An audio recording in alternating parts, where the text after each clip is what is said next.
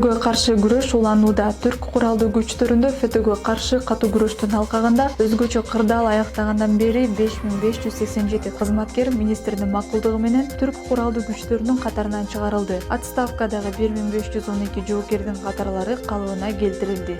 Үйүндө жана чек арадан тышкары операцияларында террордук уюмга оор сокку урган түрк куралдуу күчтөрү ФТО менен күрөштү үзгүлтүксүз улантууда. Ушул алкакта улуттук коргоо министри Хулуси Акардын буйругу менен ФТО менен байланышы болушу мүмкүн болгон кызматкерлер министрликке караштуу бардык командалык пункттарда, бөлүктөрдө жана штабтарда жүрүп жаткан териштирүүлөрдө иликтенүүдө.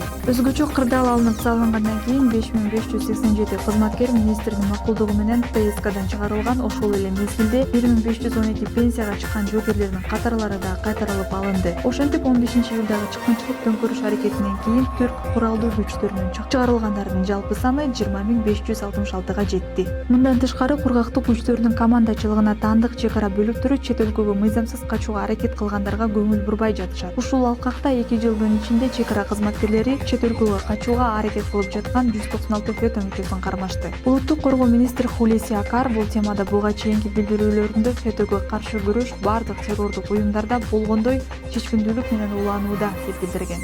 Акар ФТО менен күрөшүү башкы прокуратура, МИД президенттиги жана коопсуздук башкы башкармалыгы менен макулдашылып, кийинки маалыматтарды жана документтерди эске алуу менен кийинки жетекчилердин көзөмөлүндө үзгүлтүксүз жүргүзүлөт. Биздин максатыбыз бул террористтерди өзүбүздүн толугу менен тазалоо. Бир да чыккынчыга бул даңазалуу аскер формасын көтөрүп жүрүүсүнө жол бербөө деп билдирген улуттук коргоо министри Хулуси Акар ТРТ Хабер агенттигине берген маегинде.